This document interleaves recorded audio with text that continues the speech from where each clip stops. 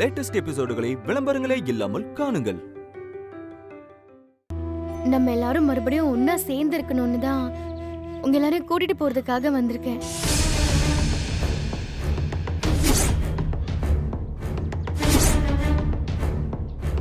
மலரு, நீ சொல்றது ஒன்றும் எங்களுக்கு புரியாமல் இல்லம்மா. ஆனா அங்க வேணாம்மா. அங்க போனதுல இருந்து தான் நமக்கு எல்லா பிரச்சனையுமே. ஏமா நீ இங்க வந்துருமா, நாம எப்பவும் போல இருப்போம். உங்க அப்பா அம்மாவுக்கு ஏதாவது ஒண்ணுனா நாம உடனே போய் பார்ப்போம். இப்ப இருக்கிற நிலைமையில அவங்கள அங்க தனியா விட்டுட்டு வர்றதுக்கு எனக்கு மனசு கேட்கல மாமா. அப்போ நாங்கெல்லாம் மட்டும் உன்னை விட்டுட்டு தனியா இருக்கிறது சரியா கண்ணு? இவ்வளவு நடந்ததுக்கு அப்பாலையும் எங்களால அந்த வீட்டுக்கு வந்து மான ரோசத்தை விட்டுட்டு இருக்க முடியாது கண்ணு. உனக்கு என்னைக்கு நாங்க ஒண்ணுன்ற நினைப்பு வருதோ அன்னைக்கு நீங்க வந்தா போதும் கண்ணு. ஆனா நாங்க அங்க வரமாட்டோம் கண்ணு.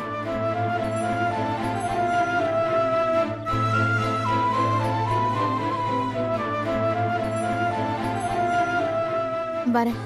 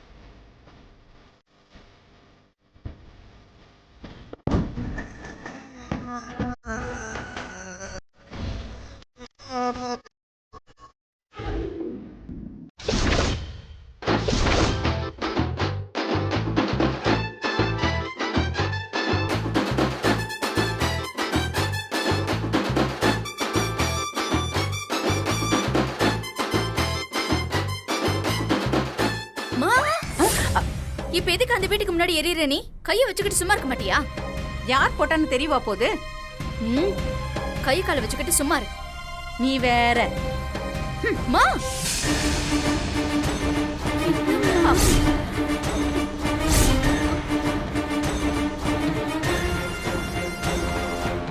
அது நான் அந்த பக்கம் தான் வீசினேன். அது காத்துல இந்த பக்கம் விழுந்துருச்சு.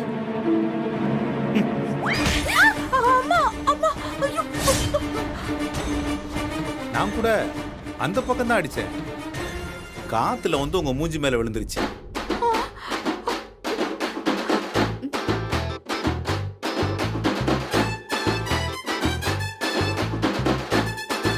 மாப்பிள, திண்ணைய கழுவி விட்டுருக்கேன் மாப்பிள. காஞ்ச உடனே நானே போயிடுறேங்க.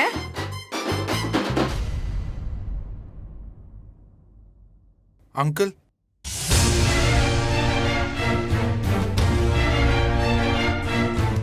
அண்ணா. டேய், யாரா உனக்கு அண்ணன்? இப்பதான் இங்க வந்த? அண்ணா.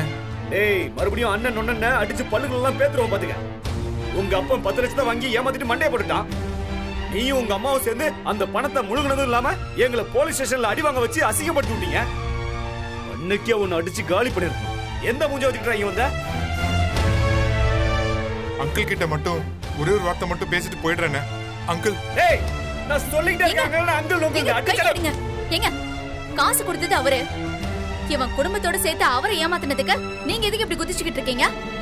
பேசாம நீங்க ஆபீஸ்க்கு கிளம்புங்க. மா பேக்க கொடுமா. இந்தாங்க புடிங்க கிளம்புங்க. அங்கிள் சொல்லுப்பா, என்ன வேணும்? அங்கிள் ஒரு பெரிய உதவி பண்ணணும். உங்களால தான் அதை பண்ண முடியும். உதவியா? நானா? நீ அட்ரஸ் மாதிரி வந்துட்ட. அங்கிள் அடுத்தவங்கள நம்பி நம்பி என் கையில் இருக்கிற எல்லாத்தையும் கொடுத்துட்டு நான் தான் இப்போ நடுத்தெருவில் நிற்கிறேன். என்கிட்ட உதவி செய்கிற அளவுக்கு ஒத்த பைசா கூட இல்லைப்பா. நீ போலாம். அதான் உன்னை போக சொல்றாருல, நீ போப்பா. உன்கிட்ட பேசுற மன நிலைமையில இங்க யாரும் இல்ல. Uncle please uncle. தம்பி, இப்போ என்னதான் வேணும் உனக்கு? அம்மா உடம்புக்கு முடியாம ஹாஸ்பிட்டல் அட்மிட் ஆயிருக்காங்க. ரொம்ப சீரியஸா இருக்காங்க அங்கிள். டாக்டர் அம்மா பிழைக்கிறது கஷ்டம்னு சொல்லிட்டாரு.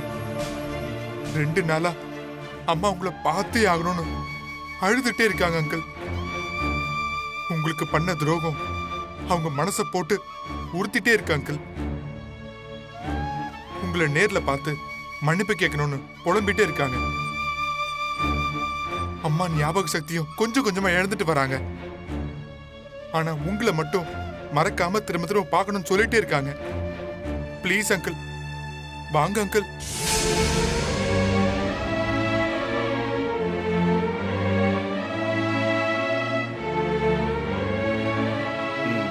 பாவத்தெல்லாம் நீங்க பண்ணிட்டு இப்ப மன்னிப்பு கொடுக்கறதுக்கு மட்டும் நான் வரணுமா? அங்கிள் இது எங்க அம்மாவோட கடைசி ஆசை அங்கிள். தயவு செஞ்சு வாங்க அங்கிள். உங்க நல்ல மனசு எங்களுக்கு தெரியும் அங்கிள். நீங்க வருவீங்க. அந்த மனசை தானே எல்லாரும் சேர்ந்து கொஞ்சம் கொஞ்சமா கொன்னுட்டீங்க. உங்க 2 பேரையும் கடைசியா ஒரே ஒரு தடவை அம்மா பார்த்துட்டாங்கன்னா நிம்மதியா கண்ணை மூடிடுவாங்க. Please uncle. மன்னிக்கிற அளவுக்கெல்லாம் நான் ரொம்ப பெரிய ஆள்லாம் கிடையாதுப்பா. உங்களை நம்பி பணத்தை கொடுத்தேன், ஏமாந்துட்டேன். ஆனா நல்ல பாடத்தை கத்துக்கிட்டேன். அதுவும் ரொம்ப காஸ்ட்லியான பாடம்.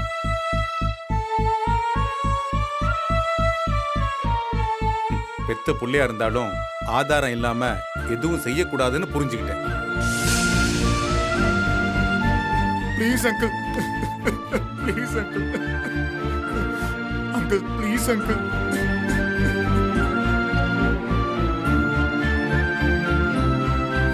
இந்த பணத்தை வச்சுக்கிட்டு உன் பொண்ணு கல்யாணத்தை சந்தோஷமா நடத்து. எந்த சூழ்நிலையில கேட்டாலும் என் புருஷன் வாங்காத பணத்தை என்னால தர முடியாதுங்க. வாங்க அங்கிள். எங்க அம்மாவோட கடைசி ஆசை uncle. Please uncle. Please uncle. எழுந்துரு போ. நீங்க வருவீங்கன்னு நம்புறேன் அங்கிள்.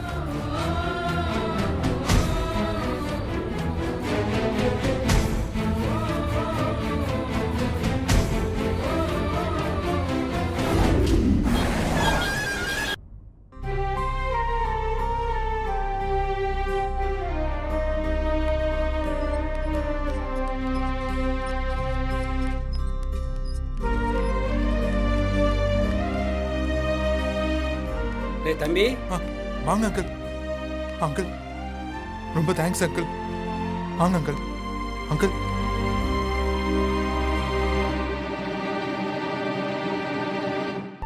என்ன அங்கிள் இவ்வளவு தூரம் வந்துட்டு உள்ள வரதுக்கு யோசிக்கிறீங்க? உள்ள வந்து அம்மா ஒரு வாட்டி பாருங்க அங்கிள். இங்க பாருப்பா, உங்க மேல கோபம் வருத்தம் இருந்ததெல்லாம் நிஜம்தான்.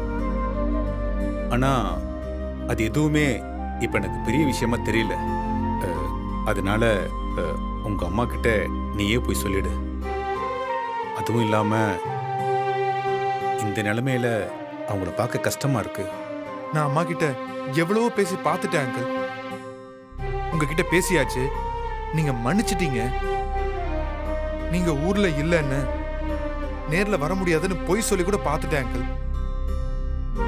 ஆனா அம்மா உங்களை பார்த்தே ஆகணும்னு விடாப்பிடியா இருக்காங்க அங்கிள். நீங்க நீங்க தயவு செஞ்சு ஒரு முறை வந்து பாத்துருங்க அங்கிள். அதான் அம்மாவோட கடைசி ஆசை அங்கிள். வாங்க அங்கிள். போமா இருக்கு, போய் ஒரு 8 பார்த்துட்டு வந்துரு. அவங்களுக்காக இல்லைனாலும் நம்ம மனோகருக்காவது போய் பாரு. இல்லடா. போமா சீதா, நீ போய் பார்த்து வந்துரு. போமா. சரிடா, நீயும் வா. இல்லை நீங்க போங்க, நான் பார்த்துக்கிறேன். வா சீதா, போங்க.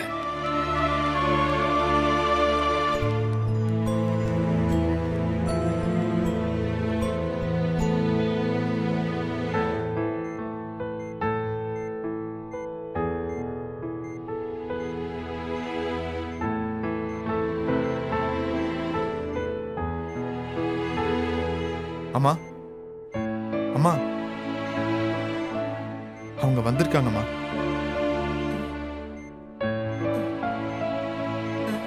இருக்கட்டும், ஒண்ணும் ஒண்ணு இல்ல. படுத்துக்கோங்க.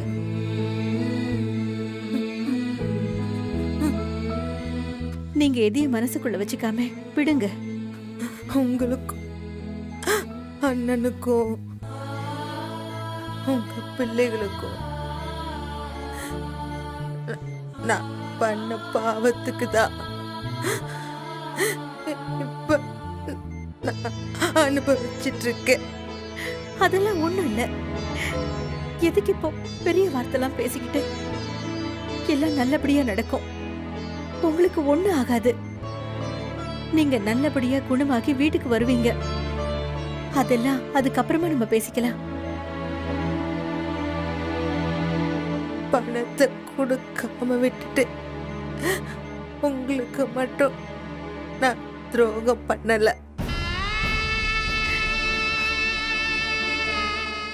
என்னோட புருஷனுக்கும் சேர்த்துதான் நான் துரோகம் பண்ணிட்டேன்.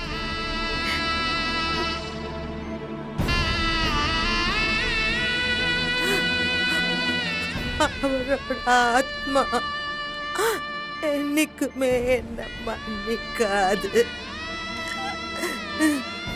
அவர் இருந்திருந்தா இப்படி நடக்க விட்டுருப்பாரா? அம்மா, இப்ப எதுக்குமா அதெல்லாம் பேசிக்கிட்டு? நீங்க யாரு? வெளியாளா? எங்க குடும்பத்துல ஒருத்தர் மாதிரி தானம்மா.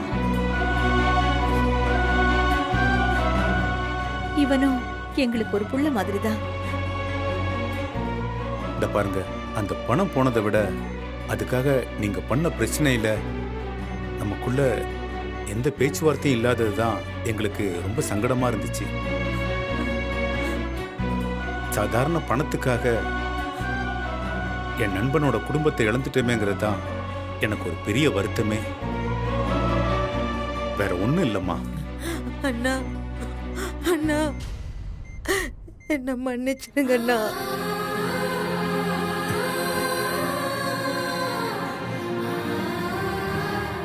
பாருங்க, மன்னிக்கிறதுக்கெல்லாம் எதுவும் இல்லம்மா. நான் அதெல்லாம் எப்பவோ மறந்துட்டேன். இந்த பாரு, உனக்கு ஒன்றும் ஆகாது. நல்லபடியா எந்திரிச்சு வருவ. நான் பொழைக்க மாட்டேன்னு எனக்கு தெரியும்ண்ணா. உங்களை பார்த்து மன்னிப்பு கேட்கணும் தான் இந்த உசுரை கையில புடிச்சுக்கிட்டு இருந்த. நீ திரும்ப திரும்ப கேட்கறதுனால சொல்ற. இந்த பாரு, உங்களை மன்னிக்கிறது மட்டும் இல்ல, நமக்குள்ள நடந்த பிரச்சனை எல்லாத்தையும் நான் மறந்துட்டேன். போதுங்களா?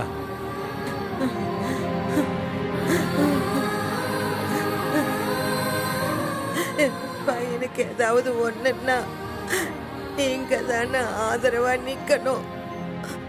என்னம்மா நீ?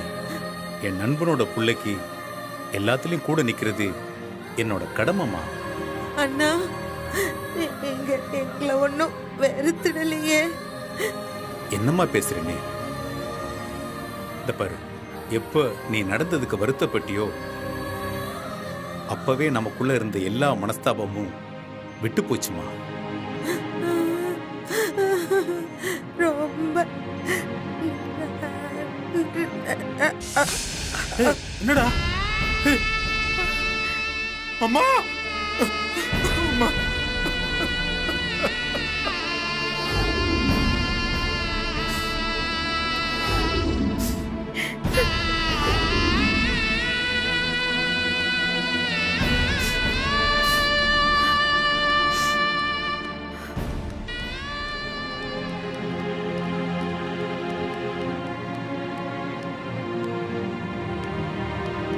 மார்க்கு என்னாச்சுடா? இறந்துட்டாடா. டேய் என்னடா சொல்ற? நேத்து வரைக்கும் நம்ம பணத்தை தராம விட்டுட்டாங்கன்னு ஒரு கோபம் இருந்துச்சு. ஆனா இன்னைக்கு அவ கையை பிடிச்சி மன்னிப்பு கேட்டு அப்படியே உசுர விட்டதை பார்த்ததும் வாழ்க்கையில பணம் என்னடா பெருசுன்னு ஆயிடுச்சு. உண்மைதாண்ணா. பல வருஷமா ஒண்ணா இருந்த ரெண்டு குடும்பத்தை இந்த பணம் எப்படி பண்ணிடுச்சுன்னு பாத்தீங்களா? நம்ம குடும்பமும் இன்னைக்கு இந்த நிலைமையில இருக்கிறதுக்கு காரணமும் இந்த பணம் தானே. நல்ல நட்புக்கும் உறவுக்கும் நடுவுல பணம்னு ஒரு விஷயம் வந்தா எப்படி ஆயிடுது பாரு. நீ சொல்றதும் சரிதான் மார்க்கு. ஃப்ரெண்ட்ஸு கிட்ட பணம் கொடுக்கும் போது மட்டும் அந்த பணம் திருப்பி வராதுன்னு நினைச்சு கொடுத்தோன்னு வச்சுக்கேன், பின்னாடி அதை நினைச்சு நம்ம வருத்தப்பட தேவையில்லை. திருப்பி கொடுத்தா நல்லது, கொடுக்கலன்னா என்ன, ஃப்ரெண்ட்ஷிப்பாவது கடைசி வரைக்கும் இருக்கும்ல, அதுவே போதும். அப்படி நினச்சிக்க வேண்டியதானே மார்க்கு.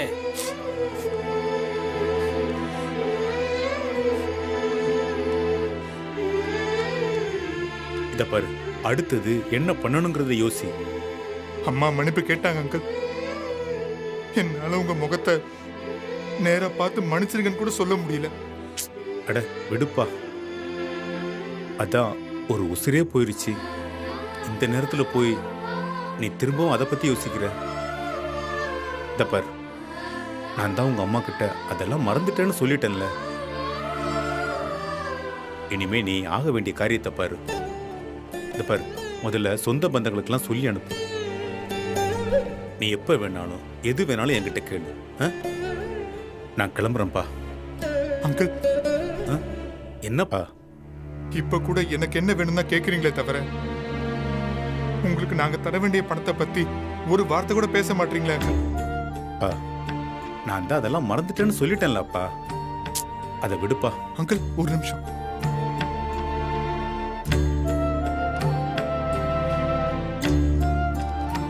என்னப்பா இது? அங்கிள், நீங்க கொடுத்த பணம் தான் அங்கிள் இது. வட்டியோட சேர்த்ததுல இருக்கு.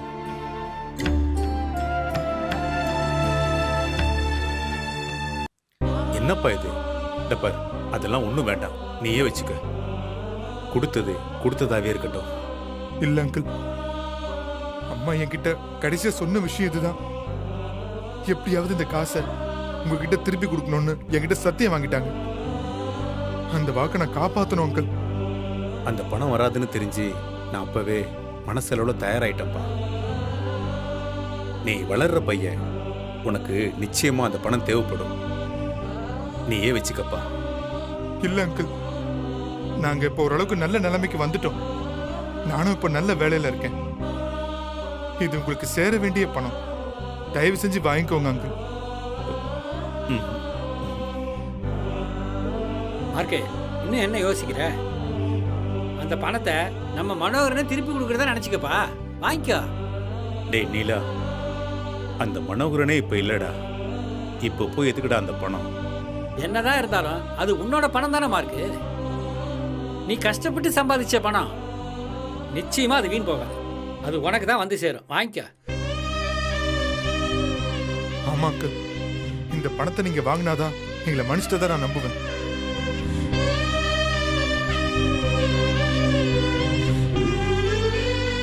அங்கிள், ரொம்ப தேங்க்ஸ் அங்கிள்.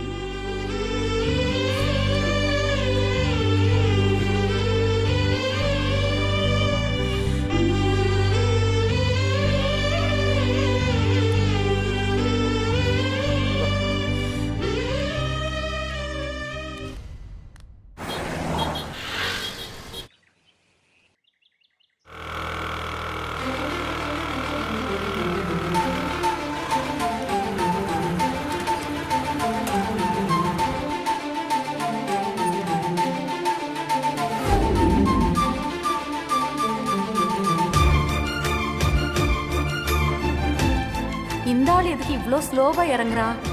இன்னைக்கு யார் தலையை போட்டு உருட்ட போறான்னு தெரியலையே.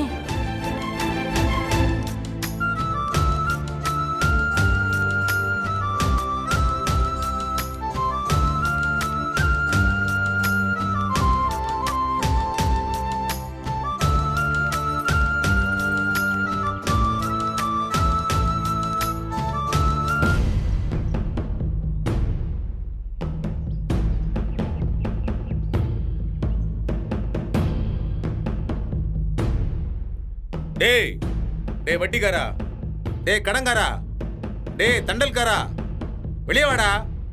ஏங்க என்னங்க இது? ஏன் சீதா, நான் ஏதாவது தப்பா சொல்லிட்டேனா?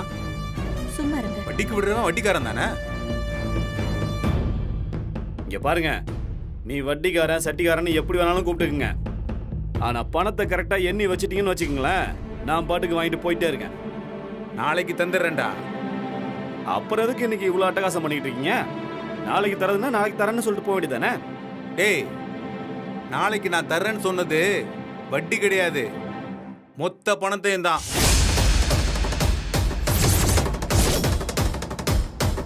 நாளைக்கு காலையில 11 மணிக்கு உன்னோட 7.5 லட்சம் ரெடியா இருக்கும்.